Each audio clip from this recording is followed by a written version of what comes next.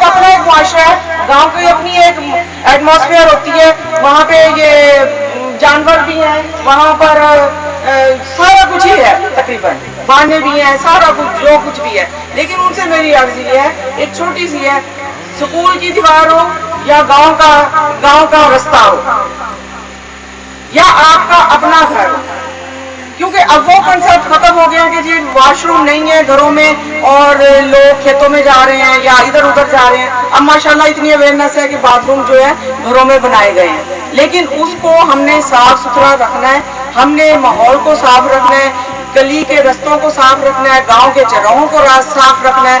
اور سب سے زیادہ ضروری بات یہ ہے ایک ماں کے لیے، ایک بچی کے لیے، کہ اگر وہ اپنے آپ کو صاف کر لے گی. ابھی جیسے بھٹی صاحب آپ کا بھٹی صاحب نے کہا کہ پڑھے لکھے مائیں ہیں تو ان کے بچوں کی تربیت بڑی ہوتی ہے، بڑے وہ صاف ستھرے ہوتے ہیں.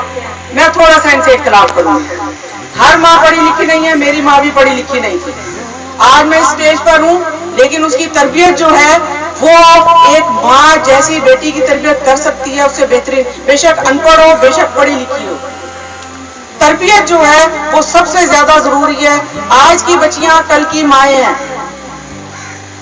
ان بچوں نے ماحول دینا بہترین. ماشاءاللہ ہم ایک نئی جنریشن تیار کر رہے ہیں اور میں ان سے بڑی پر امید ہوں. مجھے کوئی وہ ٹینشن نہیں ہے جیسے ملک کے حالات دیکھتے ہیں لوگ، جی پتہ نہیں کیا ہے پاکستان میں، پتہ نہیں کیا ہے، ختم ہو جائے گا. نہیں، نتھنگ. انشاءاللہ تعالیٰ پاکستان قائم رہنے کے لیے بنا ہے اور انشاءاللہ قیامت تک یہ قائم و دائم رہے گا اور ہم اس کی حفاظت کریں گے، ہمارے آنے والے ہمارے اس کی حفاظت کریں گے. بہتر تعلیم اور نسل نو کی خوشحالی کے لیے صحت و صفائی اور گھر کے دیگر معاملات میں ان کی تربیت کی ضرورت ہے. موجودہ صورتحال میں پینے کا آلودہ پانی، آلودہ غذا، صحت و صفائی نے انسانی صحت پر برے اثرات مرتب کیے ہیں. ہمارا گھر، محلہ، شہر، گلیاں، میدان ملازمتوں کا ڈھیر بنے ہوئے ہیں. ضائع شدہ آلودہ پانی کے جوہر اور تالاب مچھر مکھیوں سے بے شمار بیماریوں کے جراثیم کی پناہ گاہیں ہیں. یہی مناظر ہماری نسل کے لیے زہر بن چکے ہیں. ان سے نجات حاصل کرنے کے لیے نہ صرف حکومت، ریاست، بحیثیت قوم ہماری بھی کچھ ذمہ داریاں ہیں اور ہمیں ایک دوسرے کے ساتھ تعاون کی ضرورت ہے. میں آپ کو یہ بتانا چاہوں گی کہ جو اپنے گھر میں ہم پانی پیتے ہیں یا باہر جہاں ہم رہتے ہیں، تو کیا ہم وہ پینے پانی جو پانی استعمال کرتے ہیں کہ یقین سے کہہ سکتے ہیں کہ وہ جراثیم سے پاک اور محفوظ ہے؟ خاص طور پر نلکوں اور الیکٹرک پمپس کا پانی. ہم اس بات سے بالکل بے خبر ہیں اور کبھی اس کی طرف دھیان ہی نہیں دیا. جو پانی ہم پی رہے ہیں وہ ہمارے خون کا حصہ بنتا جا رہا ہے.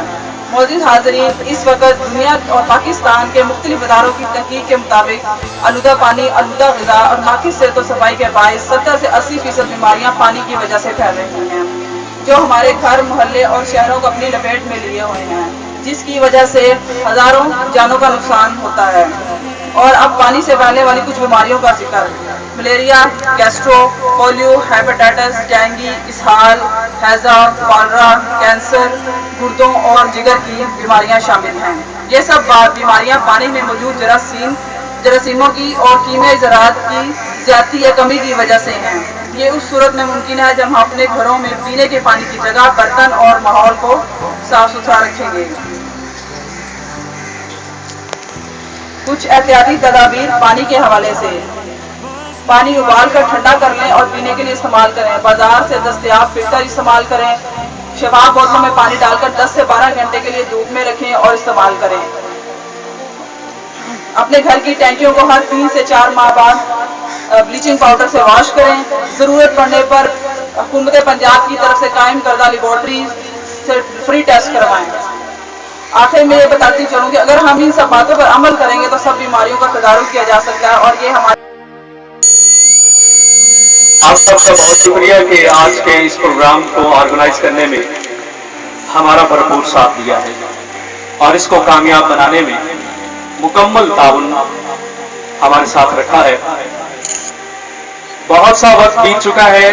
میں دیکھ رہا ہوں ہماری عزیز طالبات گھر جانے کے لیے تیار بیٹھی ہیں. کچھ سوچ بن رہی ہے کہ کافی بس معلومات تو آپ تک پہنچا دی گئی ہیں. ہمارا جو مقصد تھا وہ मैंने महसूस कर लिया कि हमारा पूरा हो चुका है। खास तौर पर यहाँ पर जो स्टेज पे तालिबात आई बहुत तैयारी के साथ, ऐसे लगता था कि वाकई स्कॉलर्स हैं स्कूल में, बहुत अच्छी उन्होंने मालूमात हासिल की हुई हैं और पहुंचाने में भी महारत रखती हैं।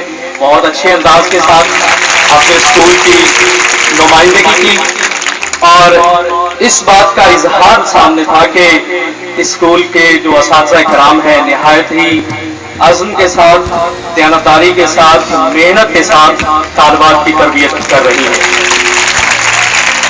और ये स्कूल वाकई लायक तहसीन है, जैसे कि मैडम साहिबा ने भी तारुफ करवाया और यहाँ पर जो परफॉर्मेंस देखने में आई, अजीज तालिबात ने बहुत खूबसूरत आवाज़, अल्लाह ताला ने उनका बहुत खूबसूरत लाहन उनको दिया है, बहुत प्यारी आवाज़ में तिलावत कलाम रहमान पेश की और इसी तरह नात रसूल मकबूल तकारीर। वाकई ये मुबारकबाद की मुस्तहिक है कि पंजाब में अपने स्कूल का नाम रोशन किया है। अब हमें मजीद कुछ कहने की जरूरत नहीं है, सब कुछ तो आप लोगों ने कह दिया है। हमारे आने से पहले ही आप बहुत सी चीजों से आगाह हैं, सेहत और सफाई के हवाले से। बस चंद एक बातें याद दहानी के लिए मेरा भी हिस्सा शामिल हो जाए इसमें। आपके इलाके में वाटर सप्लाई की स्कीम एक अरसे से चल रही है और आपको बखूबी इल्म भी होगा और उससे मुस्तफीद भी हो रही होंगी। स्कूल वालों की अपनी आई थिंक के मैं क्या कह सकता हूँ कि शायद यहाँ का पानी अच्छा हो, मुनासिब ना समझा हो। ये कनेक्शन के लिए आप अगर लेना चाहते हैं तो हमारे वाटर सप्लाई के चेयरमैन साहब हैं अब्दुल रहमान साहब, बाकी जो कमेटी के मेंबरान हैं उनसे राब्ता करें, वो इंशाल्लाह जरूर आपके साथ कोऑपरेट करेंगे। वाटर सप्लाई का पानी इंतहाई साफ और शफाफ है। ये तकरीबन हर 3 महीने के बाद इसका टेस्ट किया जाता है। इसका जो मयार है, इसकी क्वालिटी, उसको टेस्ट करते हैं जो हमारी जूनियर रिसर्च ऑफिसर साहिबा हैं, इंचार्ज हैं लेबॉर्ट्री की, ये टेस्ट करती रहती हैं तकरीबन हर वाटर सप्लाई के पानी को। और उसके बाद अगर कोई तदारुक करने की जरूरत होती है तो वो उसके लिए तरीकाकार भी वजह करती हैं और बताती रहती हैं। खास तौर से जो लाइनों में अगर पानी साफ ना आ रहा हो तो उसका तरीकाकार भी बताया है कि ब्लीचिंग पाउडर के साथ उसको साफ किया जा सकता है, उसकी क्वालिटी को बेहतर बनाया जा सकता है। आप बताएंगी कि आप में से वाटर सप्लाई के पानी कौन कौन से घर इस्तेमाल करें, हाथ खड़ा करके बताएंगे। माशाल्लाह, इसका मतलब है कि पूरा चक जो है वो इससे फायदा उठा रहा है और इंशाल्लाह आगे भी हमारी कम्युनिटी के मेंबरान बाकी तमाम चक वालों को भी ये सहूलत पहुंचाते रहेंगे। पानी से मैडम ने भी बताया कि 80 से 90% बीमारियां फैलती हैं जो आलूदा पानी हम पीते हैं। इससे 80 से 90% बीमारियां जो हैं वो जन्म लेती हैं और इससे हम बखूबी वाकिफ भी हैं। छोटी छोटी घरों में अगर एहतियाती तदाबीर इख्तियार की जाए तो उनसे हम महफूज रखते हैं। खास तौर पर हाथ धोने की जो प्रैक्टिस है, ये थोड़ा सा आपको मैं बता दूंगा, उसके बाद इजाजत चाहूंगा। हाथ सभी धोते हैं, लेकिन हाथ के धोने का जो मेडिकल के माहिरीन हैं उन्होंने एक तरीकाकार बताया हुआ है कि हाथ को कैसे धोना चाहिए जिससे जरासीम का खात्मा मुमकिन हो सके। सबसे पहले आपने हाथ, जाहिर जब आप खाना खाने से पहले हाथ धोने लगेगी तो पानी से हाथ अच्छी तरह से धो लेना है, लेकिन साबुन लगाने का जो तरीका है वो कैसे लगाना है कि पहले आपने ये अपनी हथेलियों पे साबुन को अच्छी तरह से रगड़ लेना है और फिर उसके बाद जो है वो ये जो उंगलियों के खला होते हैं पांचों उंगलियों के, ये खास आमतौर पर लोग जो है वो इस पे ध्यान नहीं देते हैं। ये यहाँ पर हमारे इन खलाओं में वो जरासीम रह जाते हैं हमारी एहतियात ना करने की वजह से। यहाँ पर अच्छी तरह से दोनों हाथों की जो उंगलियां हैं एक दूसरे के साथ अच्छी तरह रगड़नी चाहिए।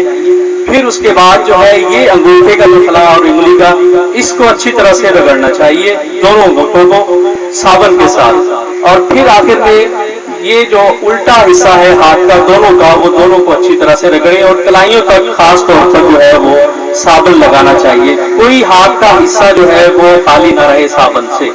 फिर उसके बाद आपने उसको दोनों हाथों को कम से कम 30 सेकंड तक आपने हाथों को धोते रहना है।